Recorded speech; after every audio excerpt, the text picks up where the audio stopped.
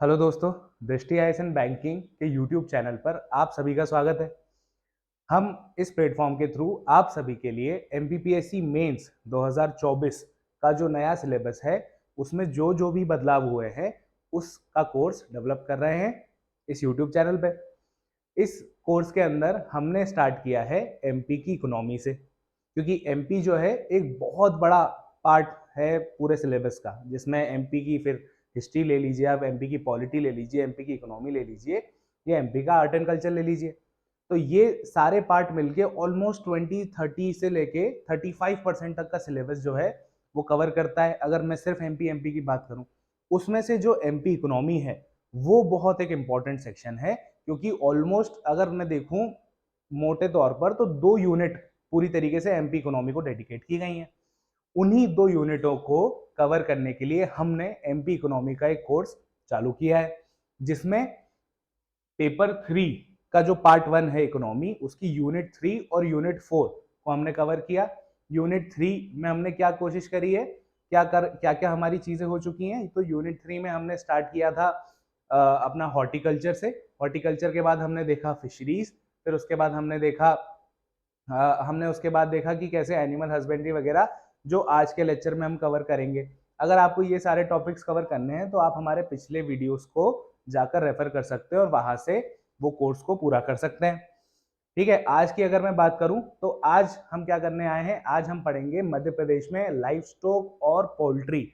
अगर मैं कुल मिला के बात करूं तो एनिमल हस्बेंड्री का क्या रोल है मध्य प्रदेश की इकोनॉमी में, जो कि ये एक पुराना टॉपिक है, जो पहले भी इंपॉर्टेंस रखता था अच्छी खासी, और आगे भी इंपॉर्टेंस रखेगा, क्योंकि एमपी इकोनॉमी से जुड़ा हुआ हर सेक्शन जो है वो इम्पोर्टेंट है। क्योंकि अभी क्या इकोनॉमिक ग्रोथ पर सरकार जोर दे रही है, 5 ट्रिलियन इकोनॉमी बनाना है, तो हर स्टेट की इकोनॉमी कैसे बढ़ रही है वो नेशनल इकोनॉमी के लिए बहुत जरूरी है। ठीक है, तो हमने पिछले टॉपिक्स में देखा था कि जैसे कि अगर मैं हॉर्टिकल्चर का एग्जांपल लूं तो हॉर्टिकल्चर होता क्या है, हॉर्टिकल्चर के सिग्निफिकेंस क्या है, हॉर्टिकल्चर के साथ इश्यूज क्या आते हैं, चैलेंजेस क्या आते हैं। ठीक है, उसके अलावा सरकार की स्कीम्स क्या हैं, और साथ में वे फॉरवर्ड्स क्या हैं कि हम उसे कैसे बेटर कर सकते हैं। इन्हीं कुछ पैरामीटर्स पर हम क्या करेंगे, ये वाला टॉपिक पढ़ेंगे जो लाइफ स्टॉक और पोल्ट्री के ऊपर है, एनिमल हस्बेंड्री के ऊपर है कुल मिलाकर अगर मैं बात करूं तो। ठीक है, तो यहाँ पे इन पैरामीटर्स पे पढ़ते हुए हम इस टॉपिक को कवर करेंगे। साथ में हम आखिरी में कुछ क्वेश्चंस देखेंगे और उन्हें फिर लिखने का तरीका देखेंगे कि कैसे 7 नंबर, 10 नंबर और 2 नंबर के क्वेश्चन इस टॉपिक से डेवलप हो सकते हैं। ठीक है, तो हम स्टार्ट करें उससे पहले मैं आपको एक छोटी सी इंफॉर्मेशन देना चाहता हूँ। एमपीपीएससी मेंस 2024 को ध्यान रखते हुए इकोनॉमिक्स का इंग्लिश मीडियम को टारगेट करते हुए क्या है, एक कोर्स हमने लॉन्च किया है, जिसमें 2 यूनिट इंडियन इकोनॉमी की, 2 यूनिट एमपी की इकोनॉमी की, साथ में 1 यूनिट स्टैटिस्टिक्स की हमने डिजाइन करी है आप सभी के लिए, जो कि आप कहां से पढ़ सकते हैं, दृष्टि आईएएस इंदौर का जो एप्लीकेशन है उसको डाउनलोड कर कर ये कोर्स परचेस कर सकते हैं। और अगर आप ये वीडियो अभी देख रहे हैं तो 17 अप्रैल तक ये आपको मिल जाएगा मात्र 999 रुपीज में। उसके बाद ये हो जाएगा 1499 का। तो अगर आप पूरा कोर्स हमसे पढ़ना चाहते हैं इकोनॉमी का, तो आप एप्लीकेशन पर जाकर नया कोर्स को परचेज कर सकते हैं। उसी के साथ साथ हमने प्रीलिम्स की एक टेस्ट सीरीज निकाली है जो मात्र 99 रुपीज में है, जिसमें आपको 39 टेस्ट मिल रहे हैं। 39 टेस्ट मिल रहे हैं जो कि मात्र 99 रुपीज में है, और ये टेस्ट सीरीज लाइव है। आप इसको सेम दृष्टि आईएएस की दृष्टि आईएएस एंड बैंकिंग के एप्लीकेशन पर जाकर परचेज कर सकते हैं। ठीक है, एप्लीकेशन डाउनलोड करके। और जिस भी व्यक्ति को कुछ भी अगर डाउट है, या तो हमारे कमेंट सेक्शन में पूछ सकता है, या फिर ये जो नंबर लिखा हुआ है 9826 2 मिनट 982656508385, ये जो नंबर है इस पर कॉल कर कर जानकारी ले सकते हैं। ठीक है, तो आज का हम टॉपिक स्टार्ट करते हैं, animal husbandry, that is poultry and life stock and there contribution in MP economy. ठीक है, ये लिखा टॉपिक आप सभी का यूनिट 3 है ना, यूनिट 3 का पेपर 3 का पार्ट 1 और उसकी यूनिट 3 जिसमें ओवरव्यू ऑफ इंडियन इकोनॉमी है, उसी का एक टॉपिक क्या है, लाइफ स्टॉक एंड पोल्ट्री। तो अगर मैं बात करूं कि लाइफ स्टॉक और पोल्ट्री, सबसे पहले तो आप यहाँ सोच रहे होंगे यहाँ एनिमल हस्बेंड्री लिखा है, टॉपिक में लिखा है लाइफ स्टॉक और पोल्ट्री। तो अगर मैं बात करूं तो एनिमल हस्बेंड्री एक अम्ब्रेला टर्म होती है, एक ओवरऑल टर्म होती है। उसके अंदर पोल्ट्री भी आता है, ठीक है, उसके अंदर फिशिंग भी आता है, उसके अंदर बी कीपिंग भी आता है, ठीक है। तो एनिमल हस्बेंड्री कुल मिला के क्या हो गई, एक अम्ब्रेला टर्म है जिसमें क्या होता है, इसको आपको डेफिनेशन पढ़ के समझ में आ जाएगा कि एनिमल हस्बेंड्री क्या होती है।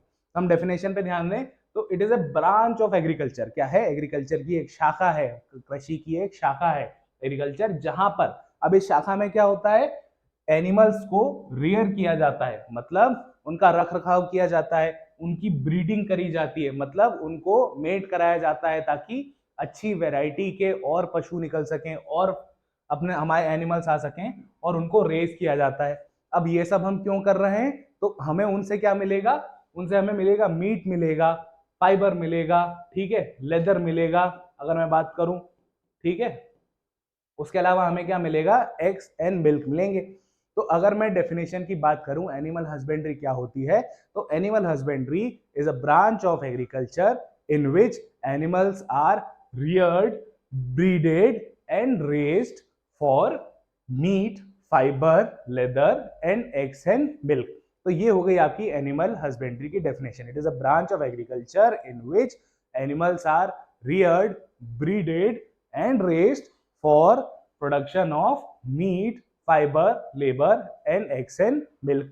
ठीक है, तो आपको बेसिक बेसिक समझ में आ गया होगा कि एनिमल हस्बेंड्री में हम सारे एनिमल्स को क्या इन तीन प्रोसेस से निकालते हैं और इन चीजों के लिए निकालते हैं। अगर मैं बात करूं कि स्टेटस क्या है लाइफ स्टॉक का, तो एक रिपोर्ट आती है जो है 20th नंबर की, जिसको हम कहते हैं 20th लाइफ स्टॉक सेंसस 2019 के हिसाब से टोटल लाइफ स्टॉक, अगर पॉपुलेशन की मैं बात करूं कि मध्य प्रदेश में कितने जानवर हैं, तो लगभग 4.5 करोड़ 4.62 करोड़ लाइफ स्टॉक है, जिसमें से पोल्ट्री जो है, पोल्ट्री 1.6 करोड़ है। अब आपको समझ में नहीं आ रहा होगा कि भैया लाइफ स्टॉक और पोल्ट्री में अंतर क्या होता है, तो मैं आपको बेसिक अंतर बता देता हूं कि लाइफ स्टॉक में सारे एनिमल्स आ जाते हैं, वहीं पोल्ट्री में आती हैं हैंस आती हैं, ठीक है, जिनको जैसे आपने देखा होगा ना पोल्ट्री फार्म जो कहते हैं, जहां पे मुर्गियों का पालन होता है, उनके अंडे निकाले जाते हैं, उनको फ्लैश और मीट के लिए जो है कमर्शियलाइजेशन किया जाता है, तो वो कहलाती है पोल्ट्री। और एनिमल हस्बेंड्री क्या है, एक अम्ब्रेला टर्म है, तो आप कह सकते हैं कि पोल्ट्री इज अ सब ब्रांच ऑफ एनिमल हस्बेंड्री। तो अगर मैं 20th लाइफ स्टॉक सेंसस जो कि 2019 में आई थी उसकी बात करूं, तो मध्य प्रदेश में 4.62 करोड़, कितने, 4.5 करोड़ लाइफ स्टॉक हैं, जिसमें से 1.6 करोड़ सिर्फ क्या है, पोल्ट्री हैं, लगभग मुर्गियां हैं, ठीक है। उसके बाद अगर मैं बात करूं तो इसका कंट्रीब्यूशन इंडियन इकोनॉमी में, एमपी की इकोनॉमी में कितना है, 5.93%, लगभग लगभग 6% के आसपास। समझ रहे हैं, एक बहुत बड़ा परसेंट होगा। अगर 3 लाख करोड़ की हमारी इकोनॉमी है तो उसका 6% भी कितना ज्यादा हो जाता है। तो लगभग 5.93% जो है कंट्रीब्यूशन लाइफ स्टॉक का है एमपी की इकोनॉमी में। आपको ये डायग्राम दिख रहा होगा, इसमें मैंने बताया हुआ है कि टोटल लाइफ स्टॉक में कौन पहले नंबर पर है, कौन दूसरे पर है, कौन तीसरे पर है। अगर इसी रिपोर्ट के थ्रू अगर मैं बात करूं 20th जो है सेंसस जो है उसके थ्रू अगर मैं बात करूं लाइफ स्टॉक सेंसस, तो उसमें यूपी जो है वो पहला स्थान रखता है, फर्स्ट पोजीशन रखता है, राजस्थान जो है सेकंड पोजीशन रखता है, और एमपी की पोजीशन लाइफ स्टॉक पॉपुलेशन में कितने नंबर पे है, थर्ड नंबर पे है। तो इस स्लाइड पे हमने क्या देखा कि भैया animal husbandry is a branch of agriculture in which animals are breeded, reared and raised for meat, leather and other food और नॉन फूड आइटम्स, ठीक है। उसके बाद हमने देखी लाइफ स्टॉक रिपोर्ट, देखी लाइफ स्टॉक रिपोर्ट में एमपी की रैंकिंग देखी और एमपी में लाइफ स्टॉक की पॉपुलेशन देखी। इतना आपको उम्मीद करता हूं समझ में आया होगा। उसके बाद हम आगे बढ़ते हैं, इसमें हम देखते हैं कि भैया लाइफ स्टॉक तो हम पढ़ रहे हैं। अब सबसे पहले हमें यह पता होना चाहिए कि अगर हम एमपी में इसको पढ़ रहे हैं तो एमपी में इसका सिग्निफिकेंस क्या है, हमें जरूरत क्या है लाइफ स्टॉक को पढ़ने की। ऐसे तो बहुत सारी चीजें पढ़ने के लिए, हम यही क्यों पढ़े, तो भैया ये पढ़ेंगे क्योंकि ये एमपी की इकोनॉमी में कंट्रीब्यूट करता है। अब कैसे कंट्रीब्यूट करता है वो हम यहाँ देखेंगे, कैसे कंट्रीब्यूट कर रहा है। अगर मैं पहला पॉइंट देखूं तो उसमें डंग यूज्ड एज अ मैन्योर, मतलब काउ डंग जो होता है, जो एनिमल का वेस्ट होता है, उसको क्या कर सकते हो आप as a fertiliser, as a manure इस्तेमाल कर सकते हो ऑर्गेनिक तरीके से फार्मिंग करने के लिए। ठीक है, आजकल आपने देखा होगा कि सरकार क्या कर रही है, ऑर्गेनिक फार्मिंग पे जोर कर रही है। आप जितने बड़े शहरों में जाएंगे वहां पर क्या होगा, ऑर्गेनिक वेजिटेबल्स, ऑर्गेनिक फ्रूट्स ऐसे महंगे महंगे दामों पर बिकते हैं। क्यों? क्योंकि उनमें कोई केमिकल या फर्टिलाइजर्स नहीं होते हैं। ठीक है, तो वहां पर ये वाला जो लाइफ स्टॉक का कंट्रीब्यूशन है वो हो सकता है। ठीक है, उसमें बहुत सारे प्रोडक्ट्स भी बनते हैं जैसे कि leather, wool and means of transport की तरह। अब आप सोच रहे होंगे मीन्स ऑफ ट्रांसपोर्ट कैसे? अरे जैसे कि मान लीजिए गधा है, एक हॉन्की है ना, आप उसको क्या कर सकते हैं, उसको जैसे बैल है या गधा है, उसको क्या कर सकते हैं, गाड़ी में जोड़कर क्या कर सकते हैं, मीन्स ऑफ ट्रांसपोर्टेशन की तरह भी इस्तेमाल कर सकते हैं। ठीक है, उसके बाद अगर मैं देखूं सेकंड पॉइंट क्या है, एम्पावरमेंट टू द वुमेन। कैसे? जो पोल्ट्री होती है, जो एनिमल हस्बेंड्री होती है, जनरली जो मेल्स ऑफ द फैमिली होते हैं वो क्या होते हैं, ट्रेडिशनल एग्रीकल्चर में इन्वॉल्व होते हैं। तो उसके बाद क्या होता है, इसमें जगह भी कम लगती है, एक आध दो एनिमल से भी शुरू हो सकता है। तो जनरली वीमेंस क्या करती हैं, जो महिलाएं होती हैं वो क्या करती हैं, एनिमल हस्बेंड्री को प्रैक्टिस करती हैं। आपने गांव में देखा होगा, एक घर में गाय बंधी होती है और घर की महिलाएं उसकी देख रेख कर रही होती हैं, उसका दूध निकाल के बेच देती हैं, उसके कंडे बना के अपने चूल्हे में आग लगा के रोटी बना सकती हैं। ठीक है, या फिर उसके काऊ डंग से फर्टिलाइजर या मैन्योर भी बना सकते हैं। तो इससे क्या होता है, उनकी इनकम तो बढ़ती ही है, साथ में उनका सोसाइटी में रोल भी बढ़ता है। जैसे अगर महिलाओं के हाथ में अगर कुछ पैसे आएंगे तो उनकी समाज में क्या हो जाती है, इज्जत भी बढ़ जाती है। जो व्यक्ति कमाता है उसकी इज्जत होती है समाज में, जो नहीं कमाता उसकी इज्जत नहीं होती है। इसलिए आपने देखा होगा जैसे कि हमारे मध्य प्रदेश की एक बहुत अच्छी स्कीम है लाडली बहना स्कीम। उसमें क्या किया गया है कि महिलाओं को डायरेक्ट उनके हाथ में कैश दिया गया है, जिससे क्या होता है कि मतलब अगर मैं इसको स्कीम के तौर पर ना देखकर एक सोशल वेलफेयर प्रोग्राम की तरह देखूं, तो इसमें क्या होता है कि महिलाओं की जो नीड्स होती हैं उसके लिए उन्हें किसी पर डिपेंडेंट नहीं रहना पड़ता है, उनमें आत्मविश्वास आता है, उनमें ऐसा होता है कि एम्पावरमेंट की भावना आती है कि भैया अब हमारे पास पैसे हैं तो हम अपनी नीड्स बिना किसी से कुछ लिए पूरी कर सकते हैं। अगर इसका एक और एस्पेक्ट में देखूं तो क्या है कि वो अपने बच्चों को बेटर न्यूट्रिशनल फूड दे पाएंगी। ठीक है, जिससे माल न्यूट्रिशन की भी कमी होगी। ठीक है, पुरुष तो जनरली क्या होते हैं, एल्कोहलिज्म में होते हैं, तो उनके पास तो पैसे आएंगे तो वो शराब में उड़ा देंगे, पर महिलाएं उन पैसों का इस्तेमाल कहाँ करती हैं, अपने घरों में करती हैं। ठीक है, तो एनिमल हस्बेंड्री से क्या हो सकता है, विमेन एम्पावरमेंट भी हो सकता है। अगर मैं बात करूं तो क्या होता है, reduce the risk of small and marginal farmers. देखिए, क्योंकि मध्य प्रदेश और इंडिया में जो एग्रीकल्चर होता है वो जनरली मॉनसून डिपेंडेंट होता है, बारिश पर डिपेंडेंट होता है। ठीक है, उसमें क्या होता है कि किसी साल बारिश ज्यादा हो गई, किसी साल नहीं हुई, किसी साल सूखा पड़ गया। ठीक है, किसी साल तूफान आ गया, ओले गिर गए, तो उससे क्या हो गया, फसल बर्बाद हो गई। उस समय पर फार्मर के काम कौन आता है, जो उसने एनिमल हस्बेंड्री करी हुई है। ठीक है, क्योंकि उनका वो मिल्क निकाल के बेच सकता है, उनका फ्लैश और मीट बेच सकता है, उनसे लेदर निकाल के बेच सकता है, साथ में उनके बाय प्रोडक्ट का भी कमर्शलाइजेशन कर सकता है। अगर मैं आगे बढ़ूं, उसके बाद एम्प्लॉयमेंट अपॉर्चुनिटीज मिलती है। ये क्या कब करता है, रूरल माइग्रेशन। जैसे कि एग्रीकल्चर में एक सीमा तक ही लोग काम करते हैं, उसके बाद एम्प्लॉयमेंट के लिए रूरल से कहाँ आते हैं, अर्बन एरियाज में आते हैं। पर अगर हम वहीं उनको ऑल्टरनेटिव एम्प्लॉयमेंट अपॉर्चुनिटीज दे दें एनिमल हस्बेंड्री के रूप में, तो वहां से क्या होगा, माइग्रेशन रुक जाएगा, साथ ही साथ में क्या होगा, वहां पर इकोनॉमिक डेवलपमेंट होगा और एम्प्लॉयमेंट बढ़ेगा।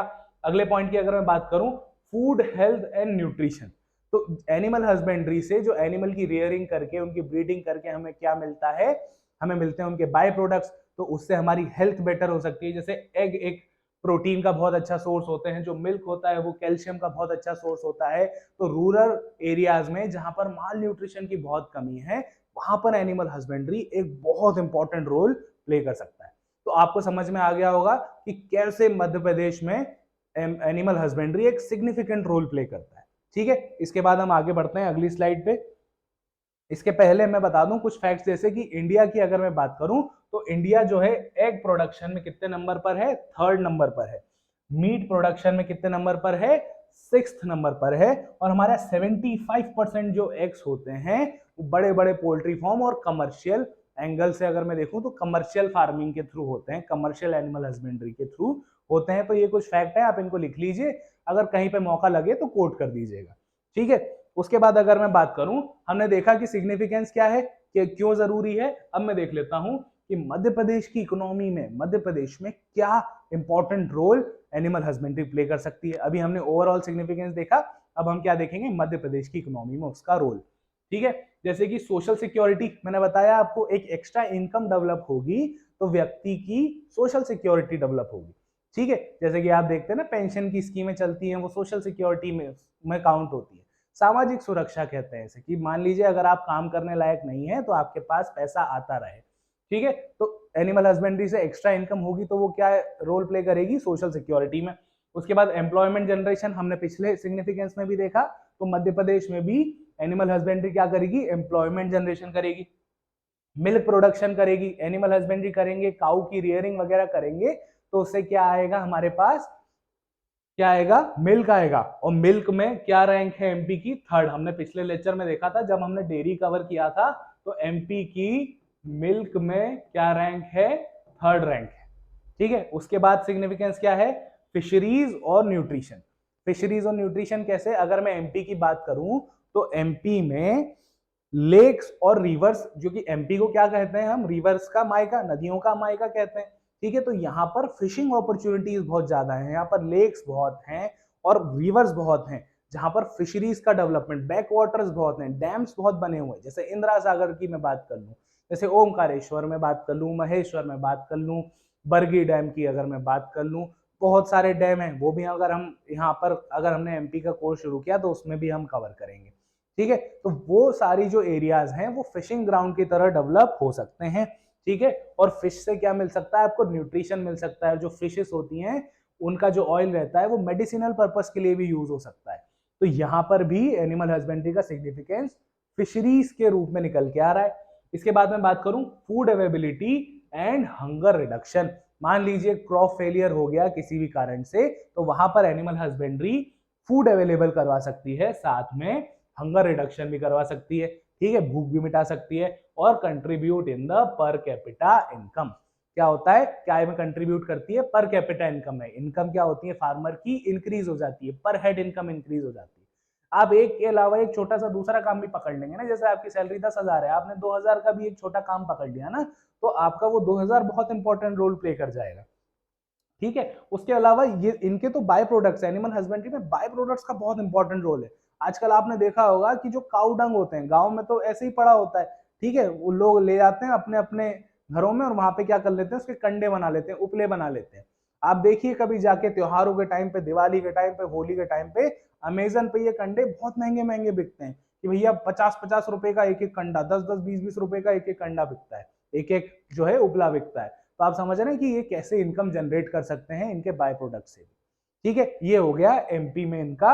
अगर मैं एमपी में बात करूं एग प्रोडक्शन की, तो ऑलमोस्ट 12-13 से लेके 17-18 तक, लगभग 5 सालों में एमपी का जो एग प्रोडक्शन है वो दुगना हो गया है। कितना, डबल हो गया है। पहले लगभग 87 करोड़ पीसेस जो होते थे वो डेवलप होते थे एक साल में एग्स के, अब कितने होते हैं, 169.41 करोड़, लगभग 170 करोड़ एग पीसेस डेवलप होते हैं। ठीक है। तो ये कुछ फैक्ट हैं, ये इसलिए लिखे गए ताकि जब आप एक आंसर लिखें तो आप उसको इफेक्टिव बना सकें। आगे बढ़ते हैं। आगे बढ़ने पे हम देखते हैं कि इश्यूज एंड चैलेंजेस क्या है एनिमल हस्बेंड्री के। तो इश्यूज चैलेंजेस क्या है, सबसे पहले इश्यूज देखते हैं, फिर उसके बाद क्या देखेंगे, चैलेंजेस देखेंगे। इश्यूज में क्या है, इनएडिक्वेट ग्रीन फोडर, हमें पूरे 12 महीने हरा चारा नहीं मिलता है, क्योंकि जब हमारी फसल कटती है उसके बाद ही हमें चारा मिल पाता है, नहीं तो हमें पूरे साल चारा नहीं मिलता। तो ये एक बहुत इंपॉर्टेंट इश्यूज है एनिमल हस्बेंड्री के लिए। उसके बाद इनएडिक्वेट टेक्निक फॉर फोडर कंजर्वेशन, अब हमारे पास ऐसी कोई टेक्निक भी नहीं है कि हम ग्रीन फोडर को साल भर वैसा का वैसे ही रख सकें ताकि एनिमल्स को खाने के लिए ग्रीन फोडर मिले। ग्रीन फोडर मिलेगा तो एनिमल क्या करेगा, ज्यादा से ज्यादा मिल्क प्रोड्यूस करेगा, आपने देखा होगा। ठीक है। उसके बाद मैं बात करूं हाइजीनिक मिल्क प्रोडक्शन, इसमें क्या होता है, हाइजीनिक तरीके से नहीं होता है। जैसे कि जहां पर मैन पावर या मैन इन्वॉल्व होगा वहां पर हाइजीन की थोड़ी कमी आएगी। अब इंडिया में इतने कैपिटल इंटेंसिव एग्रीकल्चर फार्म तो होते नहीं है कि आप सारी मशीनरी लगा दो। जैसे आपने विदेशों में देखा होगा कि गाय जाके खड़ी होती है, वहां उसके मशीन से पूरा उसका मिल्क जो है ले लिया जाता है, उसको वहीं मशीन से नहलाया जाता है और उसको वहीं आगे भेज दिया जाता है। ठीक है। अब अगर इंसान करेगा तो वहां पर कुछ ना कुछ हाइजीनिक इश्यूज आएंगे ही आएंगे। साथ में जो ऑक्सीटोसिन का यूज होता है मिल्क प्रोडक्शन को बढ़ाने के लिए, वो दूध को क्या कर बना देता है, अनहाइजीनिक बना देता है। अगर मैं बात करूं quality issues in the milk, वही ऑक्सीटोसिन के कारण, और उसके बेटर आप कैसे कितने अच्छे तरीके साफ सुथरे तरीके से उसको बना निकाल पा रहे हैं। उसके बाद इनएडिक्वेट गेजिंग फैसिलिटीज, वही कि हमारे यहाँ आधे टाइम तो क्या होता है, हमारे यहाँ इतनी बड़ी पॉपुलेशन है, इतना लार्ज स्केल पे एग्रीकल्चर होता है कि जानवरों को चारा चरने के लिए जगह ही नहीं मिलती है। ठीक है, तो वो कुछ भी खा लेते हैं, तो ये एक बहुत बड़ा इशू है एनिमल हस्बेंड्री में। उसके बाद बात करें, कैटल शेड्स नहीं है हमारे यहाँ डिसीजेस के लिए। जो डिसीजेस होते हैं या कोई एक बीमारी फैल जाती है जैसे पशु में, जैसे रानीखेत जो एक बीमारी है, वो पशुओं में एनिमल हस्बेंड्री में अगर मैं बात करूं तो बहुत घातक बीमारी, उससे पशु की क्या हो जाती है, डेथ हो जाती है, एनिमल की क्या होती है, डेथ होती है। ठीक है, तो ऐसे डिसीज को कंट्रोल करने के लिए हमारे पास प्रॉपर इंफ्रास्ट्रक्चर नहीं है, एपिडेमिक को रोकने के लिए कोई प्रॉपर इंफ्रास्ट्रक्चर नहीं है, साथ में कैटल शेड्स की भी कमी है। तो ये क्या हो गए, सारे इश्यूज हो गए। अब मैं बात करूं और क्या क्या चैलेंजेस हैं।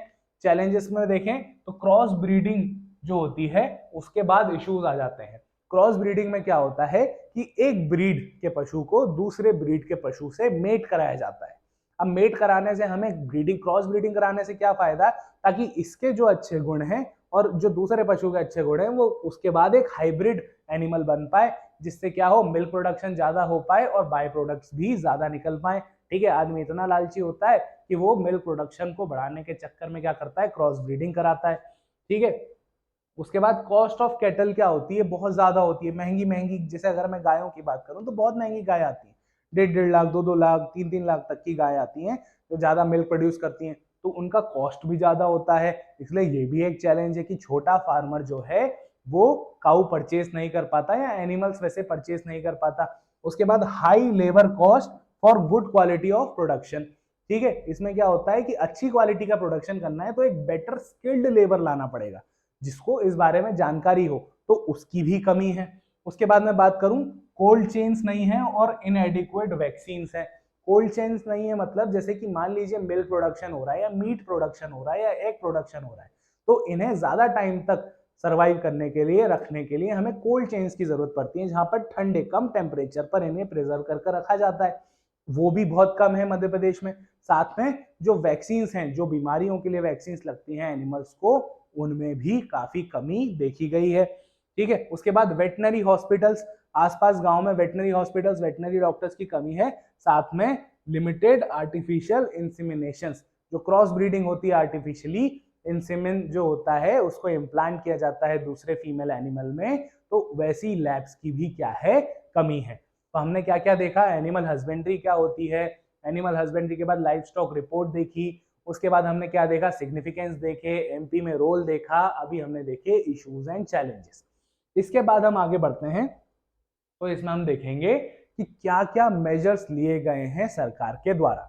ठीक है, अब दो तरीके के मेजर्स लिए जा सकते हैं, एक इंस्टीट्यूशनल मेजर्स, दूसरे स्कीम्स के थ्रू मेजर्स लिए जा सकते हैं। इंस्टीट्यूशनल मेजर्स में क्या, कुछ इंस्टीट्यूट खोलकर उनके डेवलपमेंट के लिए क्या कर सकते हैं, रिसर्च वगैरह कर सकते हैं।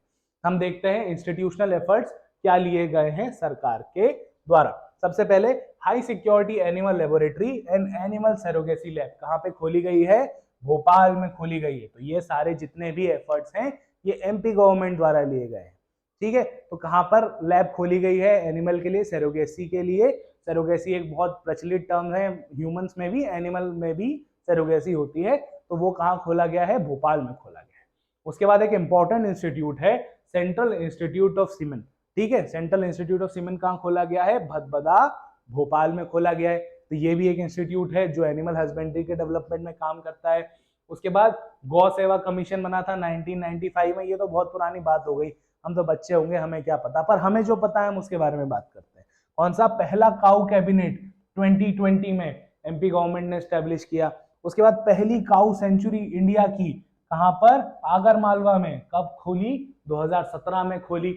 इसके बाद अगर मैं बात करूं, MP state life stock poultry development corporation कब खुला, 1982 में खुला। और साथ में स्टेट कोऑपरेटिव डेयरी फेडरेशन, मतलब एनिमल हस्बेंड्री और डेयरी से रिलेटेड कोऑपरेटिव्स का डेवलपमेंट हुआ, इंस्टीट्यूट्स खुले, काऊ कैबिनेट आई 2020 में, काउ सेंचुरी खोली गई सबसे पहली आगर मालवा में 2017 में, और सीमन इंस्टीट्यूट और सरोगेसी लैब्स खोली गई। इसके अलावा भी और एफर्ट्स हुए, जैसे state level animal husbandry institute. ठीक है, आपसे पूछ लिया मान लीजिए प्रीलिम्स में या फिर सीधे मेंस में 2 नंबर का सवाल आ गया कि भैया where is the state level animal husbandry institute, तो आपको क्या पता होना चाहिए, भोपाल। जैसे कि उसमें सेंट्रल सीमेंस लैब वाला जो था, सेंट्रल इंस्टीट्यूट ऑफ सीमेन, ये आपसे 2 नंबर में डायरेक्ट पूछा जा सकता है कि कहां पर है। ठीक है, नेशनल कामधेनु ब्रीडिंग सेंटर, ये पूछा जा सकता है डायरेक्ट कहां पर है और इसका क्या काम है। तो ये मेंस में 2 नंबर के क्वेश्चंस के तौर पर सामने निकल के आ सकते हैं। ये हमने क्या देखे कि सरकार ने इंस्टीट्यूशनल एफर्ट्स क्या किए हैं। आगे हम देखते हैं कि सरकार ने स्कीम बेस्ड एफर्ट्स क्या किए हैं। तो सबसे पहले supply of Kadaknath chicken on grant, मतलब सब्सिडीज दी हुई है। कड़कनाथ चिकन का आपने नाम सुना होगा। कड़कनाथ जो होता है एक तरीके का मुर्गा होता है, उसमें क्या होता है, ब्लैक कलर का होता है। ठीक है, और ब्लैक कलर का होता है, उसमें जो प्रोटीन कंटेंट होता है वो बहुत ज्यादा होता है, और मध्य प्रदेश को कड़कनाथ के लिए जीआई टैग भी मिला हुआ है। अब आप सभी लोग ये कमेंट करके बताइए कि मध्य प्रदेश को कड़कनाथ के लिए जीआई टैग कौन से ईयर में मिला है। ठीक है, उसके बाद नंदीशाला योजना चालू करी थी 2005-2006 में, जिसका मेन फोकस क्या था, उसका फोकस था कि ब्रीड जो है उनको इम्प्रूव करना है, अच्छी क्वालिटी के एनिमल्स बनने चाहिए और ज्यादा से ज्यादा प्रोडक्शन करना चाहिए। उसके बाद MP livestock development policy आई 2011 में। ठीक है, तो ये भी डायरेक्ट 7 नंबर में क्वेश्चन बन सकता है कि MP livestock development policy 2011। अब इसके बारे में 7 पॉइंट लिखिए। ठीक है, लगभग 60 शब्दों में। उसके बाद रानीखेत इरेडिकेशन, मैंने बताया था डिसीज होता है रानीखेत इरेडिकेशन। उसमें क्या होता है, मास वैक्सीनेशन जो है उस स्कीम के अंडर एनिमल्स को किया गया। ये तो हो गई आपकी स्टेट की स्कीम। सेंट्रल की भी कुछ बहुत इंपॉर्टेंट स्कीम है जो 2 या 7 नंबर में आपसे डायरेक्टली पूछी जा सकती है। कौन कौन सी, राष्ट्रीय गोकुल मिशन, ठीक है, नाम से समझ में आ रहा होगा, गायों के लिए है। National livestock mission, livestock के डेवलपमेंट के लिए। National animal disease control programme, ये डायरेक्ट 2 नंबर में आ सकते हैं कि ये कब चालू हुआ, क्या एम था, ये दोनों को नजर में रखते हुए डायरेक्ट 2 नंबर में स्कीम आ सकती है, national programme for dairy development. सबसे इंपॉर्टेंट है इसमें राष्ट्रीय गोकुल मिशन। तो ये क्यों आया था राष्ट्रीय Gokul mission, for the development and conservation of indigenous breeds, जो हमारी इंडिया की इंडिजिनस ब्रीड्स हैं उनको डेवलप करना, उनको प्रोटेक्ट करना, साथ ही साथ में मिल्क प्रोडक्शन को एनहेंस करना या बढ़ाना। ठीक है, उसके बाद अगर हम आगे चलें तो हम क्या देखा, हमने क्या क्या देखा, एनिमल हस्बेंड्री देखी, डेफिनेशन देखी, लाइफ स्टॉक रिपोर्ट देखी, सिग्निफिकेंस देखा, उसके बाद एमपी में रोल देखा, उसके बाद हमने क्या देखे, इश्यूज एंड चैलेंजेस देखे, उसके बाद सरकार द्वारा एफर्ट्स, जो इंस्टीट्यूशनल एफर्ट्स है वो देखे, साथ में हमने देखे स्कीम बेस्ड एफर्ट सरकार ने क्या क्या चलाए हैं। उसके बाद हमें क्या देखना है, वे फॉरवर्ड, आगे क्या रास्ते हो सकते हैं जिससे हम एनिमल हस्बेंड्री में, लाइफ स्टॉक में या पोल्ट्री में क्या कर पाए, सुधार कर पाए।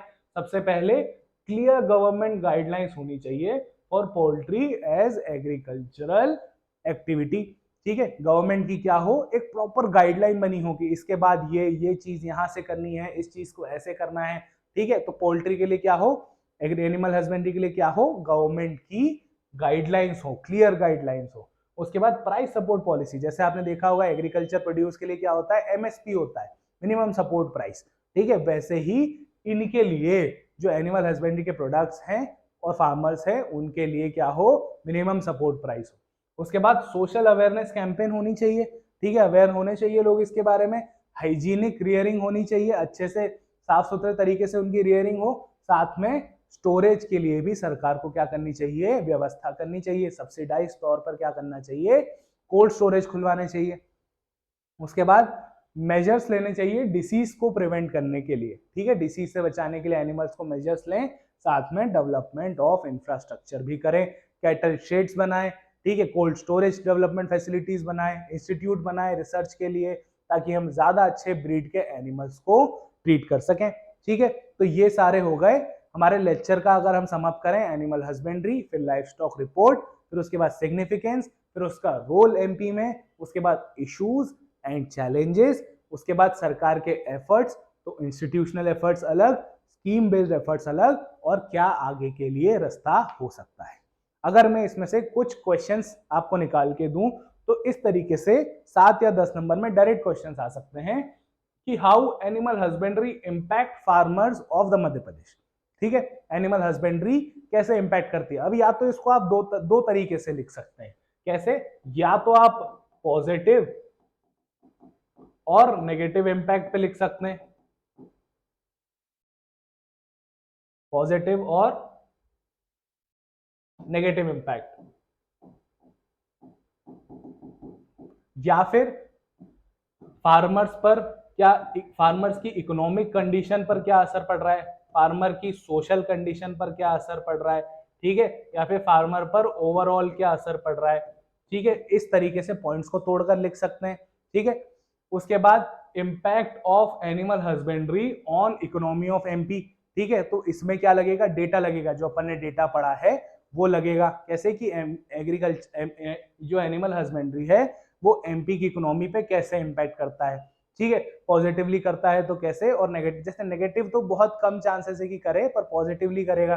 पॉजिटिवली करेगा तो कैसे कि कैसे इकोनॉमिक डेवलपमेंट हो रहा है, कैसे कैटल के थ्रू फार्मर्स की इनकम बढ़ रही है, कैसे कैटल के थ्रू एम्प्लॉयमेंट जनरेशन हो रहा है, वुमेन एम्पावरमेंट हो रही है, ये सारी चीजें क्या होगा इसमें कवर होगी। उसके बाद सिग्निफिकेशन चैलेंजेस, ये तो डायरेक्ट है, ये जो अपन ने स्लाइड्स में पढ़ा है वहां से आप डायरेक्ट पढ़ सकते हैं। ठीक है, एनिमल हस्बेंड्री के सिग्निफिकेंस और चैलेंजेस। तो आज हमने पूरा एनिमल हस्बेंड्री कवर किया इस लेक्चर में। ठीक है, इसमें आपको क्या समझ में आया कि एनिमल हस्बेंड्री क्यों अच्छी है, एमपी में क्या रोल प्ले कर सकती है एमपी की इकोनॉमी के लिए। आप एमपी में प्रशासनिक अफसर बनने जाएंगे तो आपको ये पता होना चाहिए कि एनिमल हस्बेंड्री एमपी की इकोनॉमी में कितना बेहतर रोल प्ले कर सकती है। ठीक है, तो आप क्या कीजिए, पहले लेक्चर देखिए, उसके बाद क्या करना है, ये क्वेश्चंस लिख के देखने हैं आपको। ठीक है, अगर आप चाहते हैं कि मैं इसे एनालिसिस करके आपको बताऊं कि कैसा लिखा हुआ है, तो आप सभी मेरे ख्याल से इंस्टाग्राम चलाते होंगे, आप सभी मेरे को इंस्टाग्राम पर फोटो खींचकर भेज सकते हैं। मैं अपना इंस्टाग्राम हैंडल लिख देता हूं, कौन_पीयूष। ठीक है, ये मेरा क्या है, इंस्टाग्राम हैंडल है। तो आप इन क्वेश्चंस को लिख लीजिए, उसके बाद मेरे को कहाँ मैसेज कर सकते हैं, यहाँ पर मैसेज कर दीजिए, ताकि मैं आपको बता पाऊं कि आपने बेटर लिखा है कि नहीं और उसमें और क्या सुधार हो सकते हैं। ठीक है, तो आप इस वीडियो सीरीज में कंटिन्यू बने रहिए, हम ऐसे ही करते करते एमपी की मेंस की इकोनॉमी को कवर करेंगे। अगर आपको ये वीडियो पसंद आ रहा हो तो लाइक भी कीजिए, कमेंट भी कीजिए। अगर आप चाहते हैं कि और डिटेल तरीके से कोर्स पढ़ना है तो आप हमारे एप्लीकेशन पर जाकर कोर्स को क्या कर सकते हैं, परचेज कर सकते हैं, मैंने बताया आपको। ठीक है, ये एप्लीकेशन का लोगो है, यहाँ पर जाकर आप कोर्स परचेज कर सकते हैं, साथ में प्रीलिम्स की भी प्रैक्टिस आप हमारे साथ कर सकते हैं। तो अच्छे से क्वेश्चंस लिखिए और उसके बाद मुझे इंस्टाग्राम पर मैसेज कर दीजिए, रिक्वेस्ट भेज दीजिए, मैं वहां पर आपको रिप्लाई कर दूंगा। ठीक है, उम्मीद करता हूं कि आप सबकी तैयारी बहुत अच्छी चल रही होगी और साथ में आप हमारे साथ तैयारी करें तो इसको और बेहतर कर सकते हैं और स्ट्रक्चर्ड तरीके से कर सकते हैं। हम एक मेंटरशिप प्रोग्राम लाने का भी सोच रहे हैं। अगर आप चाहते हैं कि एक मेंटरशिप प्रोग्राम चालू किया जाए तो इस वीडियो में कमेंट करके हमें जरूर बताइएगा, और कुछ भी डाउट हो तो इस नंबर पर आप फोन कर जानकारी ले सकते हैं। अगले वीडियो के लिए बने रहें, धन्यवाद।